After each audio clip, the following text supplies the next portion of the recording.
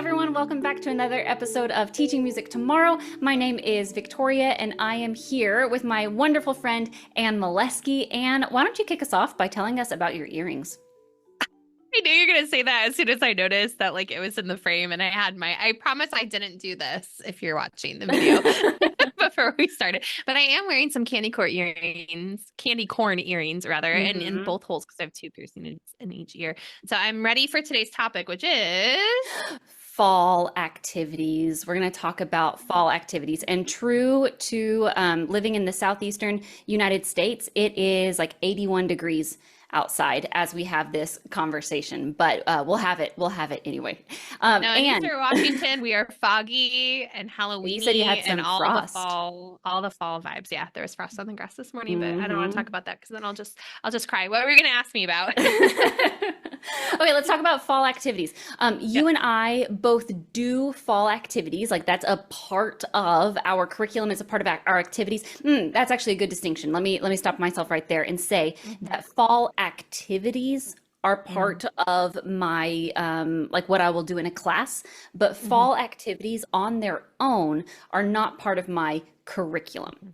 And I Mhm. make that distinction between the activities and the curriculum because I will sprinkle in a fun fall activity here and there, but that's not the guiding structure of my of how I facilitate these interactions. In the opposite way that you might see at like a preschool where things are themed around not a big overarching concept, but like a small micro theme. Like you would have a theme around dinosaurs, or you would have a theme around the weather, or you would have a theme around specifically seasons. So, where are you on that? Because that's kind of a controversial thing to say. No, I'm with you on that because, I think much like I don't do an instrument unit, or this isn't Right. like my week to do recorder, or this isn't like my folk dance like month that I do with Mm-hmm. with my students. All the different ways of music making, of active music making, are embedded throughout my curriculum, as well as the repertoire that I use. So, what that means is I tend to, in the months of October and November and the fall months, try to find some repertoire that supports my curricular objectives that might Mm-hmm. be seasonally appropriate, right? It doesn't mean I'm going to stop everything and teach all of the Halloween songs, although I do that at my private Christian based institution, Catholic school that I teach at with my students. But I definitely think like, okay, Halloween is fast approaching. What are the types of things that I'm doing with my students? And can this fun game and song that I'm going to share today find a place in where I am curricularly in terms of what my students are doing? Curricularly, it's one word with my Yeah. students. Yeah.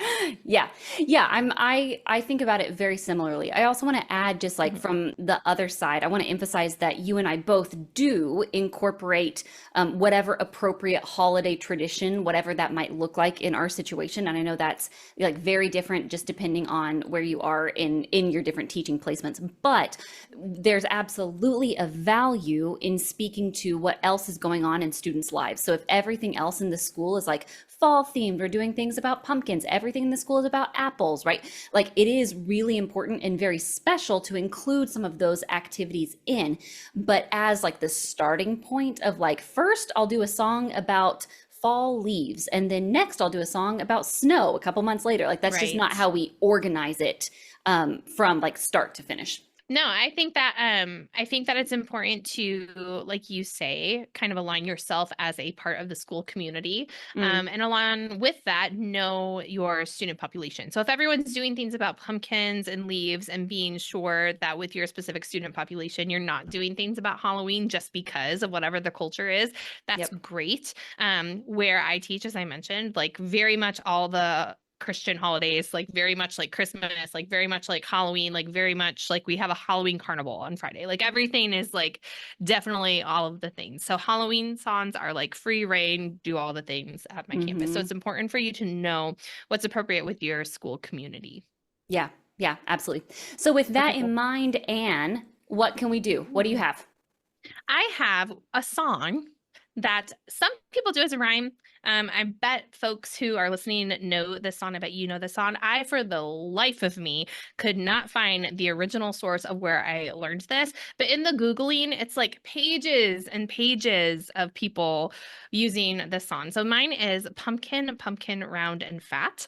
And this year, I am at a brand new campus, as I've mentioned before, to me, that has had not had music the way that I teach music. And so these students, everything's new to them in terms of singing games, in terms of any kind of anything active music making, in terms of thinking about melody notes and rhythms and all of that kind of stuff is just all brand new. And I was thinking about this. This is a completely separate podcast episode, but I was thinking about this because this is truly the first time I've taught older beginners. Isn't that interesting? Like I've always been in a teaching situation where the teacher before me has taught very similarly to the way that I've taught in the past. And that has not been the case this year. So for the first time, I have in particular third and fourth graders that I'm kind of starting at square one with.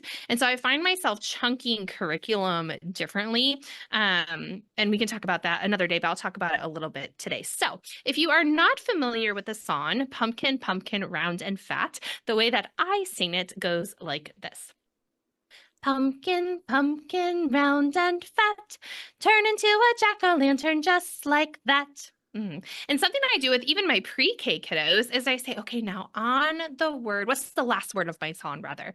Turn into a jack-o'-lantern just like That. that. Right. So on That. the word that, hear that tonal thunder, Sorry. Victoria. When we get to that part of the song, you are going to turn your face into a jack-o'-lantern face. So you can go ahead and hide your eyes. And when you hear the word that, I want to see your spookiest, silliest, whatever kind of jack-o'-lantern face you would like to make. Okay, here we go.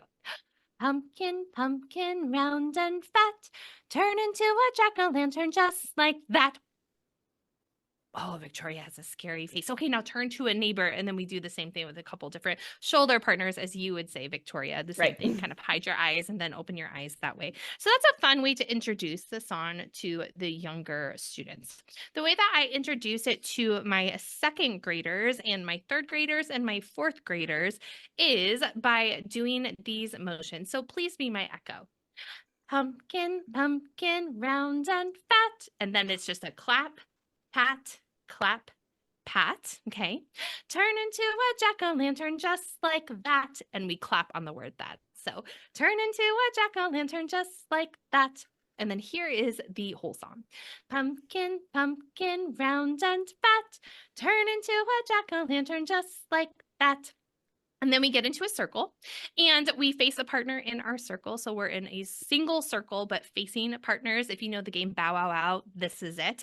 And we do just a clap, pat, clap, pat, and then we hold hands and we turn partners and then turn into a jack-o'-lantern just like that. You jump to your new partner, just like Bow Wow Wow, except this time you do a silly or scary pumpkin face to whoever your new partner is.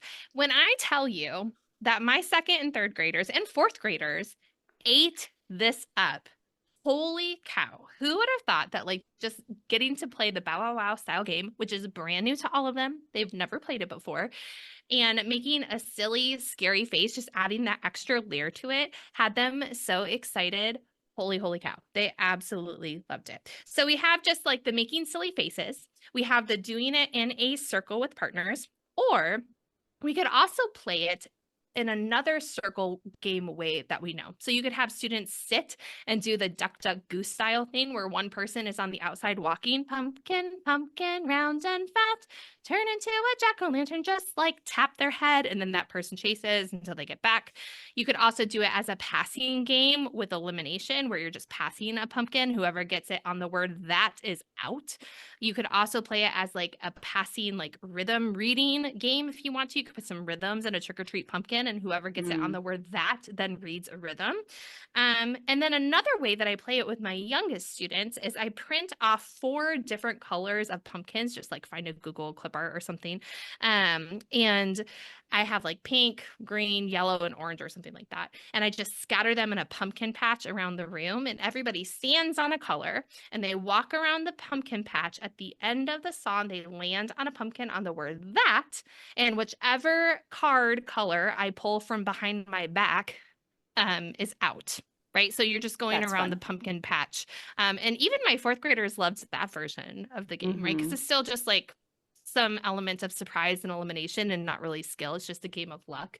Um, and so lots and lots and lots of different ways to play with the same song. And that was Fast and Furious. And I gave like 5 different ways to play the game. But what I want to touch on is since I'm dealing with older beginners and I'm dealing with beginners, my younger students, I had to think of I knew I wanted to incorporate the song and game and whatever permutation it might take.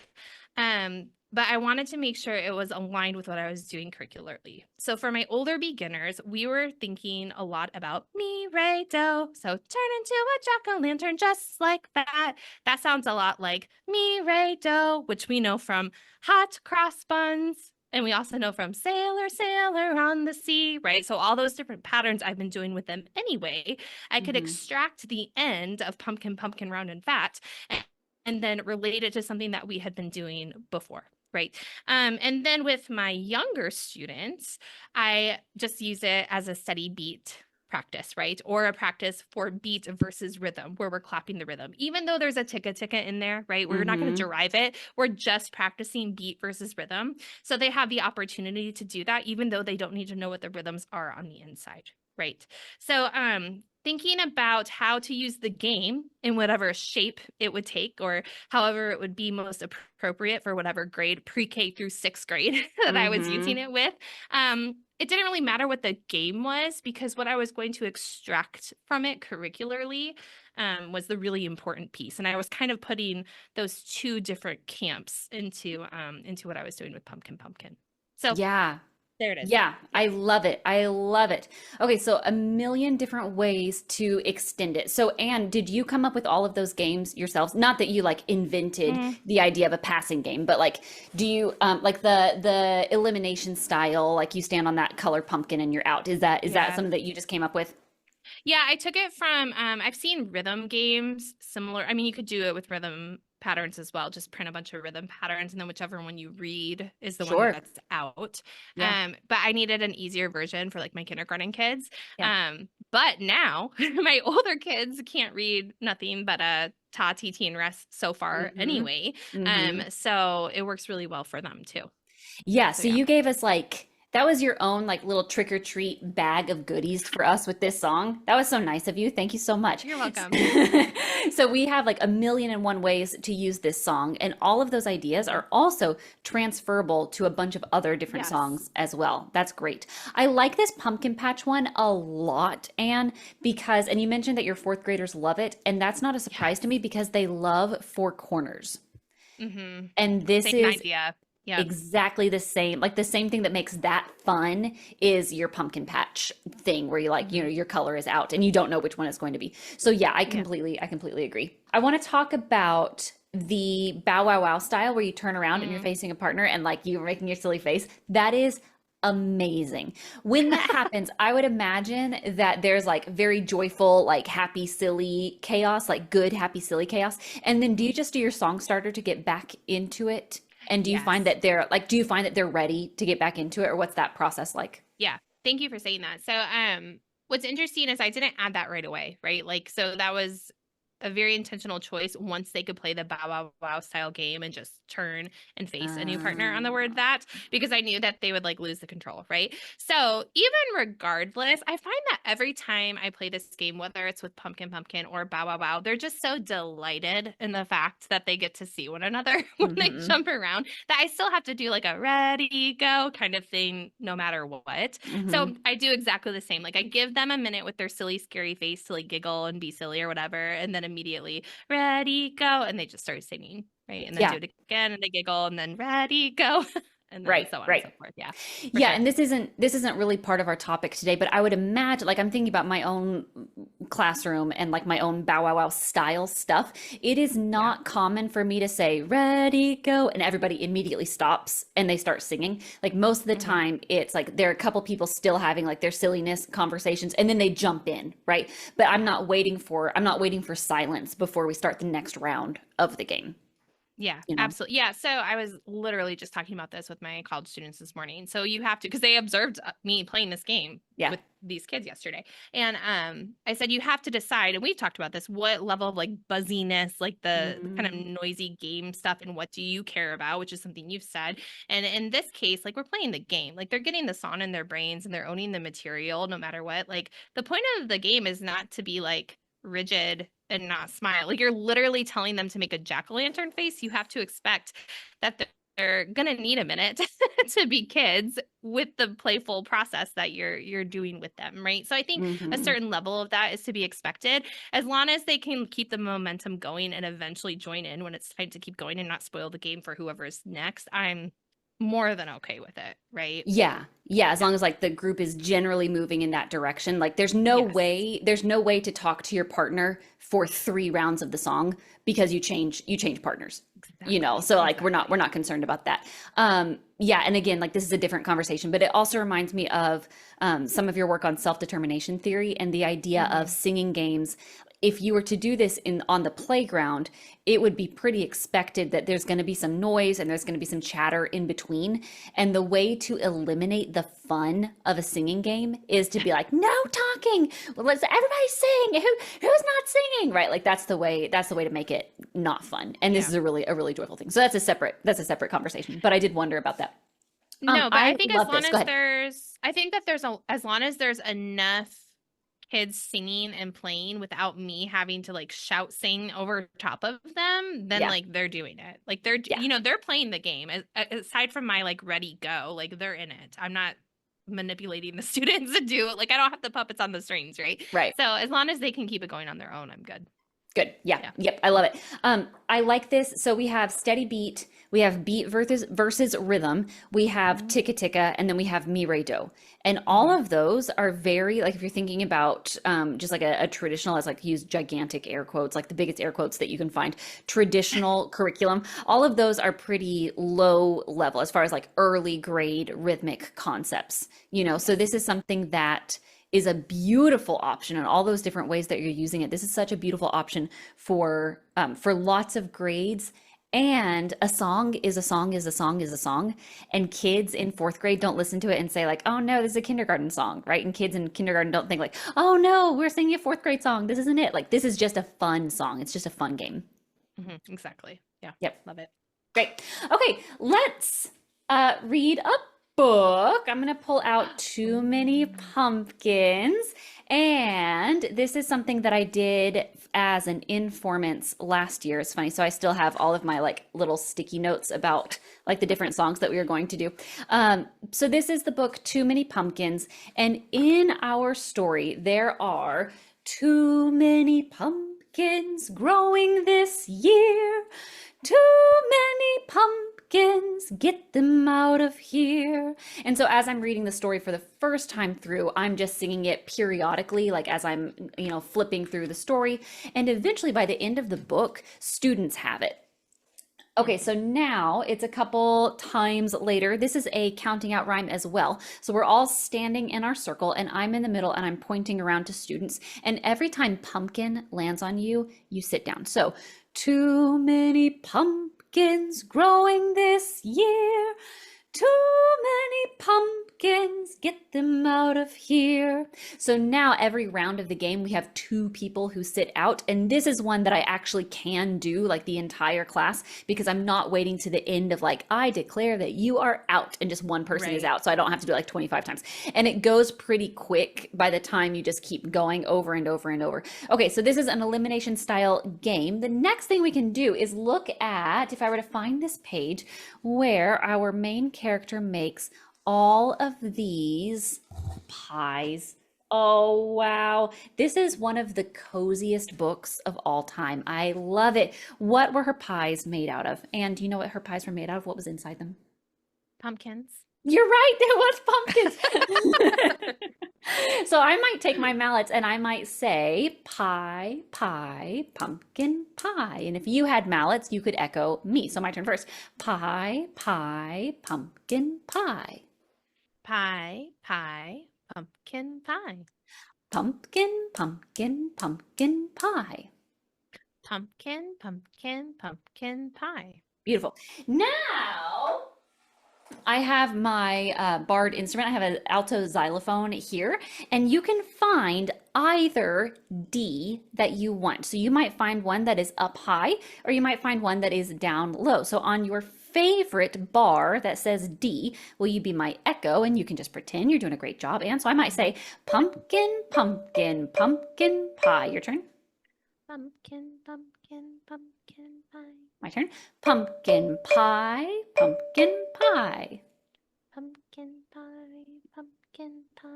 Great. Now, instead of echoing me on just one bar, could you move your mallets around and create your own melody? So I might say pie, pie, pie, pie. And you might go pie, pie, pie, pie, whatever it is that you do. Okay, so that's the trajectory of moving from just rhythm that we are playing with our mallets, and it's like one to one, it's actual imitation. And then next we're playing on one bar, and then we're just doing like some barred instrument exploration.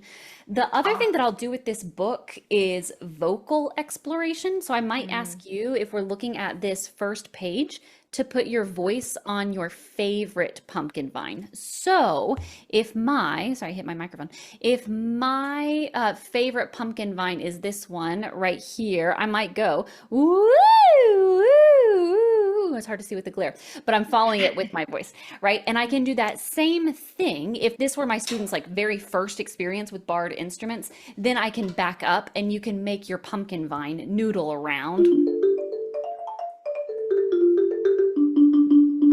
Whatever your pumpkin vine sounds like, transferring it from your voice onto the instrument. So that's a way to kind of back up if you've never touched the instruments before. The target practice is a totally separate thing from the barred instrument exploration.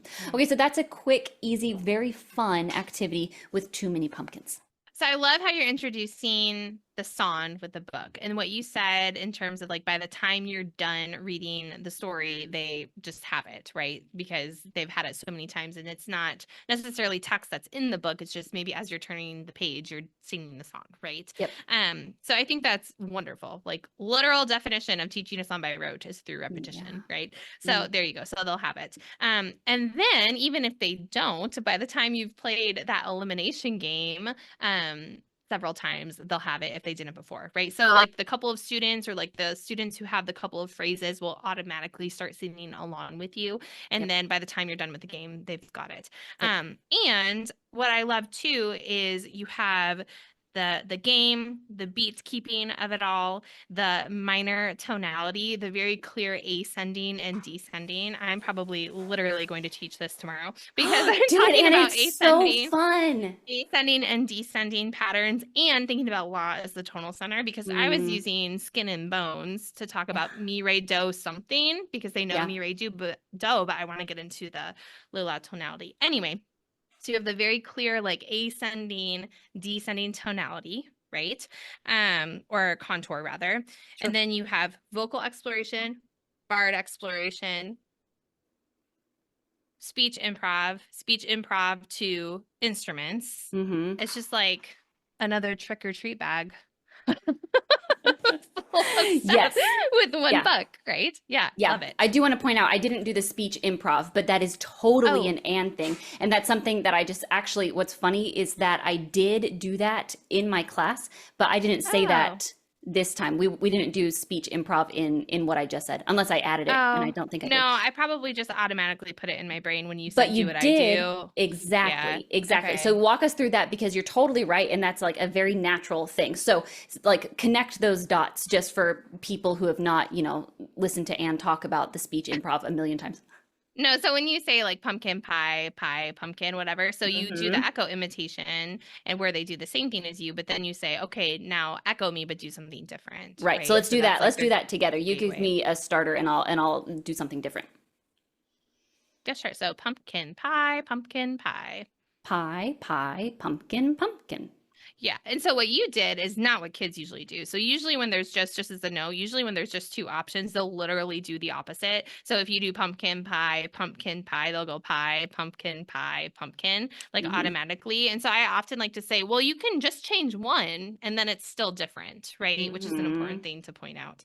But yeah, so then But it works the way that you did it too, because then you took the exact speech and moved it to free improvisation on the instruments, right? So that Yes. was like their choice piece. And Yes. sometimes it's more important to have like just one thing that changes, right? Sure. If we're going to talk about a good pedagogical sequence. So Well, yeah, but then to add it into that trick or treat bag, like yes, if this is your student's first time ever touching the right. instruments, or if their first time ever improvising anything, then you're welcome to start however you want, and you're welcome to talk about like very open parameters. Or if you want to give it to them like one step by step, then you would start with speech, and you would do Mm, echo, and then you would do speech, improvisation, like making a change, and then you would probably go to the mallets, just clicking the mallets together, and then you make your change with your mallets, and then you go on to the instruments. And like you can break it down step by step, and every step, even though it's slow, it's magical to students because they've never, you want to right. know who's never asked them